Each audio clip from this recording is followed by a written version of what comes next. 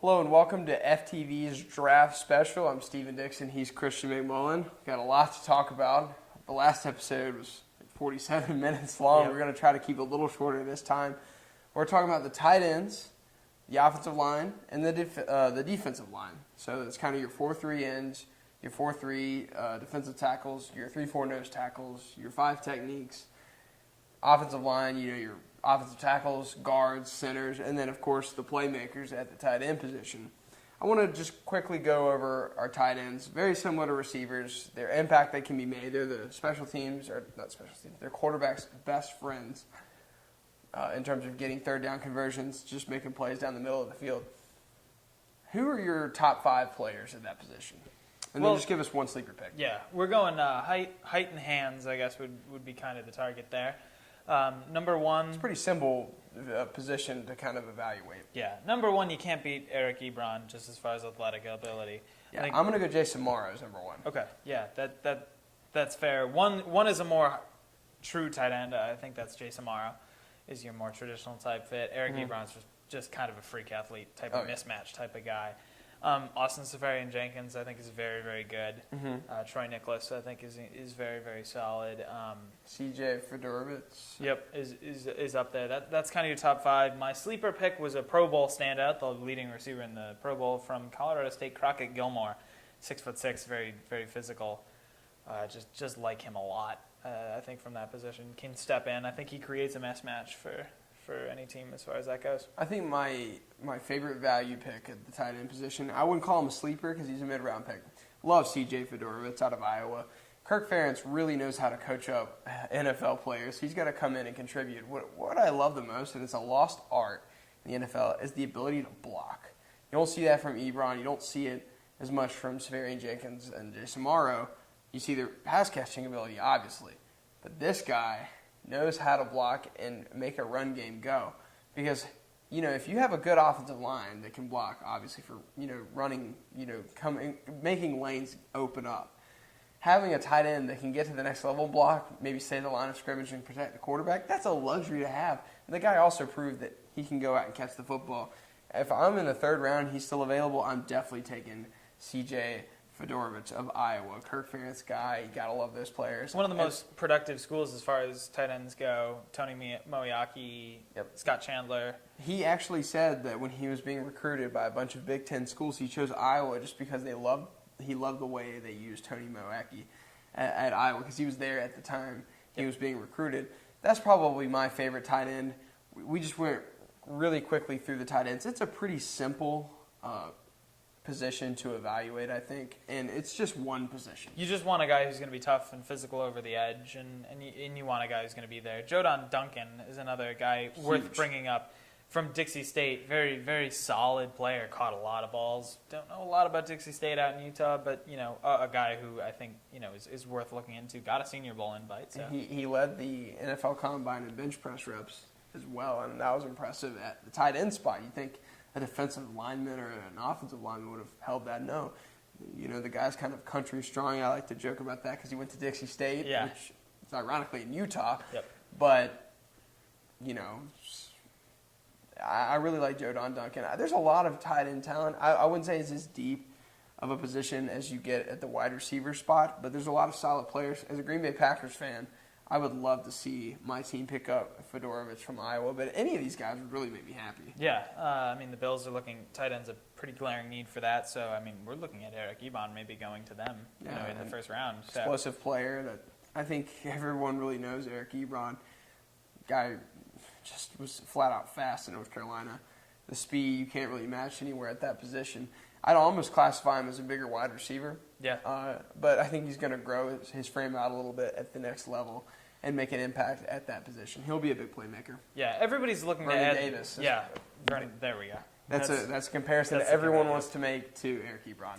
Yeah, everyone's looking for a Gronkowski, a Vernon Davis, that mismatch we talked about with wide receivers. They're looking for that, and there's certainly guys who fit the frame. Now it's just will they catch every ball? Will the vision be as good? It's a lot of guys have the potential. A lot of guys have the size. It's a huge class. Very few guys are going to be shorter than 6'4". The entire way down the board. With even to 7th at free agents. Most guys are 6'5" to 6'7", so I think it's a great year to try to grab one if you need one. Certainly, undrafted free agency, there's going to be some guys that are going to compete. So definitely a solid class. Let's go quickly into the offensive linemen. I think it's another group of positions. It's not really hard to evaluate. I think they all kind of, fit a mold. You have your maulers in the run game, and then you have your great pass protectors that are technically sound. Yep. A guy that I look at as a mauler, and obviously everyone knows this guy's name, Greg Robinson from Auburn. They played in their running offense, a team that liked to, pound the football down teams' throats. The guy was a left tackle, All-American guy. I think if you moved him inside the guard, he'd be a Hall of Fame candidate right there. Larry Allen, he just screams that type of player. You could probably use him at tackle. He's athletic enough to be your kind of bookend left tackle or right tackle for the next 10 to 15 years. Absolutely love this player. There's a reason he's going to go in the top 5. But is he your number 1 left tackle? I had Jake Matthews just a little bit ahead of him. Yeah. The bloodline's there, and that was an NFL offensive line he played on in college. He just looks like a star player at that position. He fits the mold. Joe Thomas is what I always think of when I think of Jake Matthews. Yeah. He's just going to walk in. He's going to do his job very well, and you're not going to have to worry about that position. That's really what you want at left tackle. You don't have to worry about it. It's a luxury not to ever have to think about what you're going to do at that position. And he's going to be a left tackle. I don't see him moving around. I think he could move around if you wanted him to. I think he could, but he's versatile. But I think that's where he's going to be the best. I think it's very rare that you see a guy. A lot of guys can maybe play left tackle, can maybe be a pretty solid left tackle. Not a lot of guys can say that's his natural fit, and that's where he's going to be the most effective.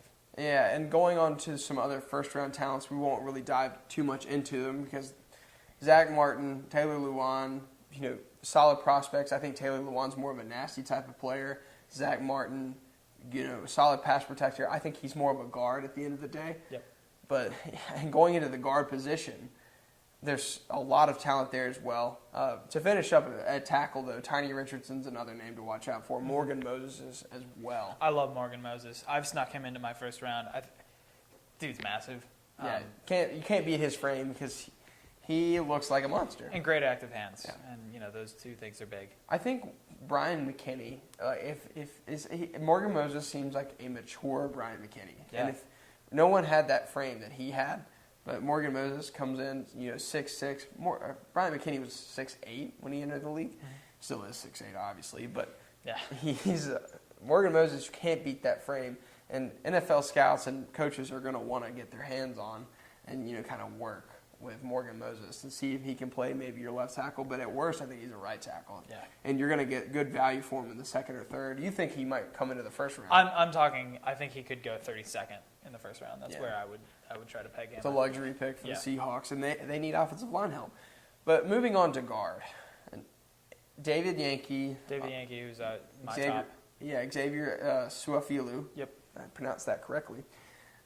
Those are your top 2 guards that are going to make pretty, quick impacts. But I like our own guy, Dakota Dozier. That's exactly what I was going to say. Yeah, third. I mean, he could go second, third, based on where some teams have pegged him. Yeah, I think what Dakota brings to the table is he played left tackle at an FCS school, Furman University. What he did for them though was he was almost a better run blocker, I thought, than he was as a pass protector in a lot of ways. And he was a great pass protector. Don't get me wrong. The guy dropped back, made Reese Hannon's life comfortable, but in the run game, he just mauled every guy. So he was a man against boys. Yeah, the way it seemed. He was sitting on guys basically. Like at the end of each play, he was always getting a pancake block, and that'll transition, I think, nicely to a guard center position. He's really well spoken. He's a smart, great character guy. You talked to him. Yeah, fantastic interview. Yeah, I know the guy well. He's a good guy, smart guy, understands the game. I have there's no question that he won't be able to, that he will be able to move into guard or center if they need him to. He's a versatile player, and I think he brings that luxury that he's so versatile. If there's an emergency, I think he could go to left tackle and survive. I don't know if you want him being your bookend left tackle for years to come. I think there are better options for you because of his lack of length. But I think what I like to compare him to is T.J. Lang of the Green Bay Packers. Versatile, can pretty much play any position along the offensive line, technically sound, and he's solid. You know, Utility. he's not going to bring you Hall of Fame ability, I don't think.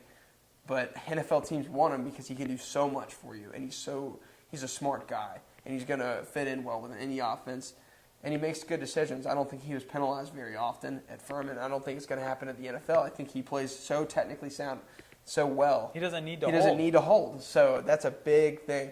And as long as he has leverage on the guys he's blocking, I think he'll do fine. And a big thing, too, his best games came against Florida and LSU. That's another thing to look at. Clemson and that's as well. what everybody said. The tape was very impressive. Josh Norris has tweeted that out at some point. Yeah, he wasn't just playing against Western Carolina. He played against Clemson, LSU, and Florida last year. My freshman year, they played Florida. He was very impressive against Sharif Floyd, Dominic Easley, good players. I mean, I think that Florida defense has had so many good players come out of it from that defense because of the Will LSU Muschamp. game is just that's impressive as well. And that's what got him really pegged in as an NFL draft prospect officially.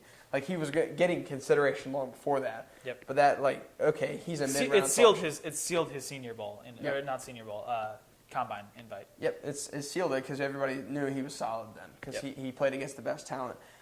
Center position, that's the hardest one for me to evaluate. I think it all just depends on your ability to read defenses, and that's, I think, why a reason of drafting a center in the first round. I don't think it's a smart move. I would draft a center in the third or fourth, and knowing a guy, I think it's all based on how he can read a defense. I think, being able to snap the ball, but at center, a lot of the times they don't even have the first responsibility to block a player. It's up to the guard and the tackles. And it's up to the center to decide which lane he has to protect. Yep. So in a lot of cases, the center's just kind of out to dry with no one to block. But who are some names at center? I'm blanking out. Travis Swanson. Yep. I think Marcus Smith from USC is a good one. Dakota Dozier, like we said, could probably play center.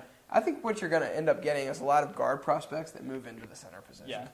And you see center prospects that play guard. I mean, we saw it with Barrett Jones last year. Everybody had, he's such a great center prospect. Peter Kahns as well 2 years ago. They're playing guard in the NFL now. I don't necessarily think center prospects are pegged in as guards and guards prospects are pegged in as centers. It all just depends on what NFL coaches want. So we shouldn't have a lot to say about centers. They're really hard to evaluate. There's not much to watch for because every offense is different. And you can't see a lot on game film. That's why I'm struggling with that position. I just wanted to go through it and be official. But that's pretty much all we have for offensive linemen. Any more like late round prospects you want to get to? Not really. It's hard to tell. There will be guys. It comes down to the guys proving themselves in practice. Game film at some point is going to be difficult. How they do against the NFL competition in training camp is what's going to see. It's fun to watch it. You've been to training camps. I've been to training camps a lot. To watch those guys fight, drills. To fight that stuff through. It's really up to that. How coachable are you too isn't a big thing. I think what it comes down to is your length, your athletic ability, and your ability to be coached. Yeah, you got to be able to move around and be flexible with the coaching. Yep. Obviously, offensive line coaches. I think sometimes the second or third most important coaching position on in an NFL system. Because they have the most impact on how good a player can be or isn't. Because if they're not getting the right technical training, they're probably just going to end up being leading the league in penalties, not making a very nice impact on their team. What is it? The more you hear an offensive lineman's name, the worse he can be playing because he's making money not to get attention. Because when you hear his name, he's probably giving up a sack or getting a penalty. Yep. Don't let it happen. Be invisible and you're doing your job.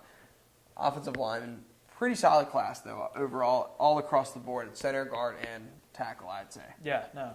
I like this crop. I think you can get a few, and it's one of the most important positions to draft. So I would say getting a tackle is always important.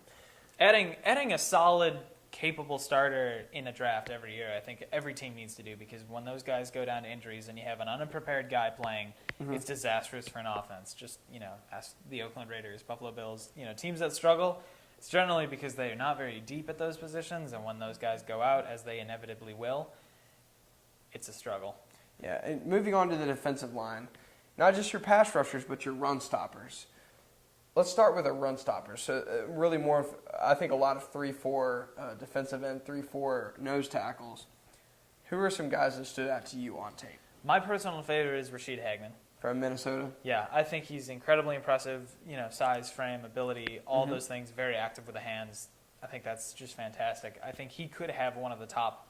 I think the ceiling there for him is incredibly high. Struggled in the system, I think, a little bit, just, given Minnesota was It's not one of the best programs in the country. And certainly not a defense, not something you look at great defensive over the years. But I think he could end up being incredibly impressive.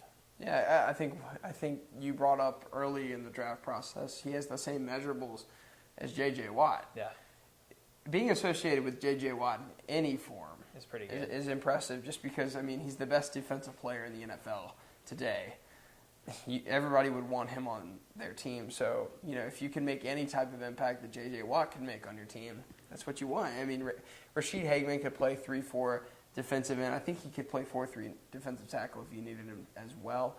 But he was versatile. That's why teams are big on him. Yeah, he's versatile. You can do a lot of things with him. Most teams play nickel anyway, so they're going to want you to get after the passer and stop the run at the same time. He can do that for you. That versatility is really good. That's the reason he's going to get picked in the first round. That athletic ability, that versatility that he brings to the table. I think a few guys that Louis Nix is going to get a first round, maybe second round draft grade because of his sheer size. He's huge. Chocolate Thunder. Yeah.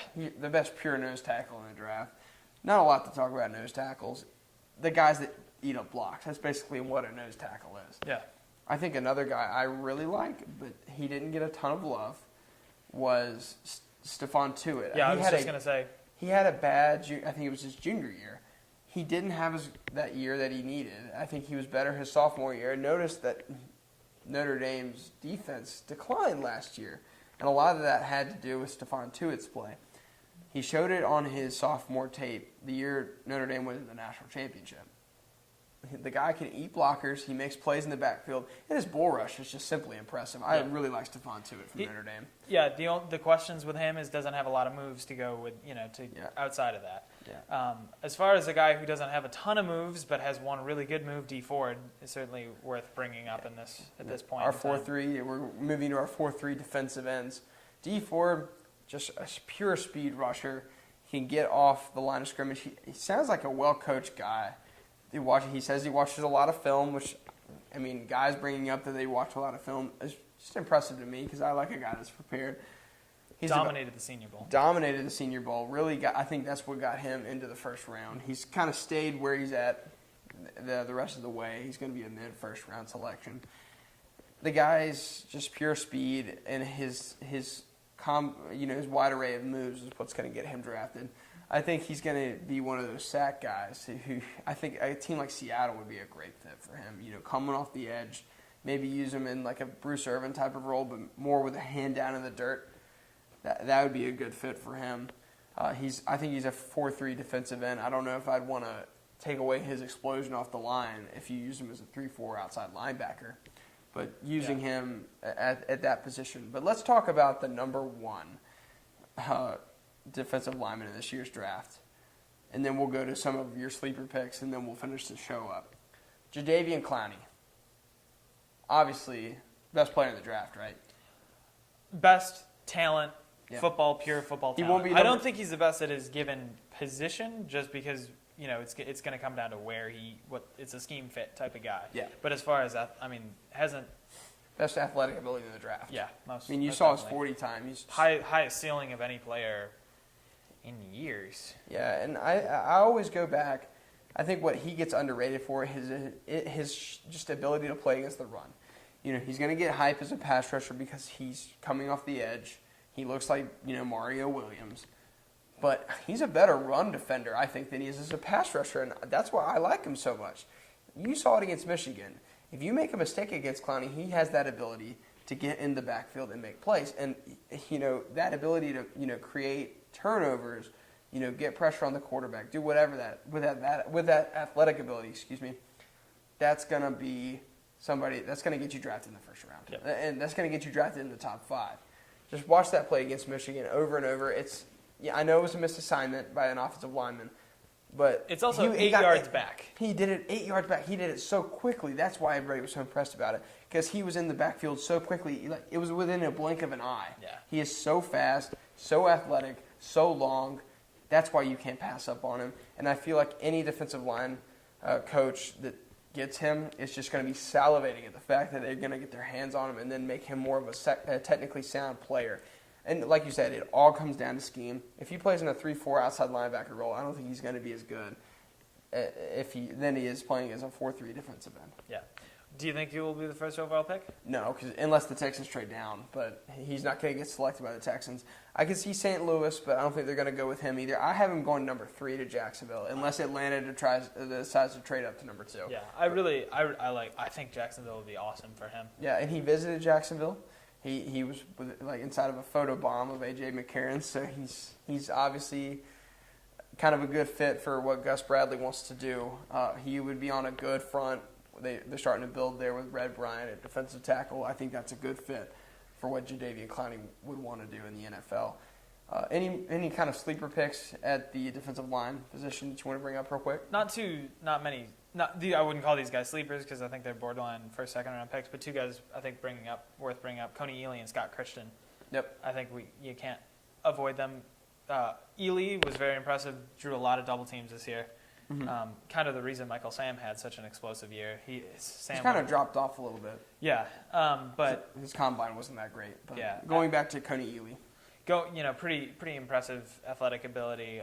Just filled out his size. I think very, very well. Pretty capable. Scott Christian, there's a few question marks. I think a little bit less complete player, but a guy I think who's going to come in and be very capable.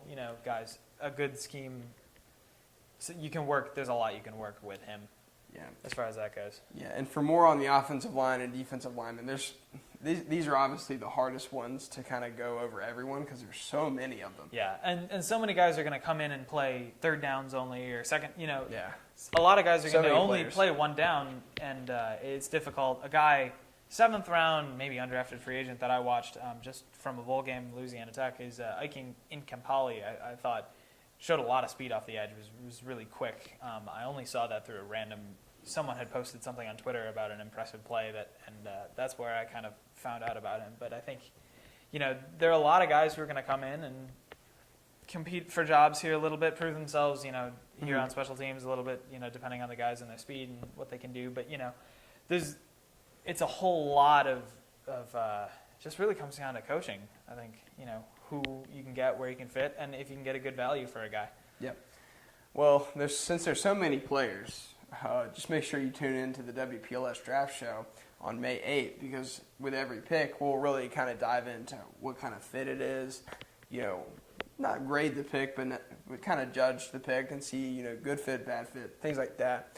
And just kind of go over what's the storylines of the NFL draft. So make sure you tune into that, because that's even more of a detailed analysis. Yeah, we'll have analysis of every player who comes off the board. It's hard to do this in 30 minutes. So with that, this is the not WPLS Draft Show, but the FTV Draft Special.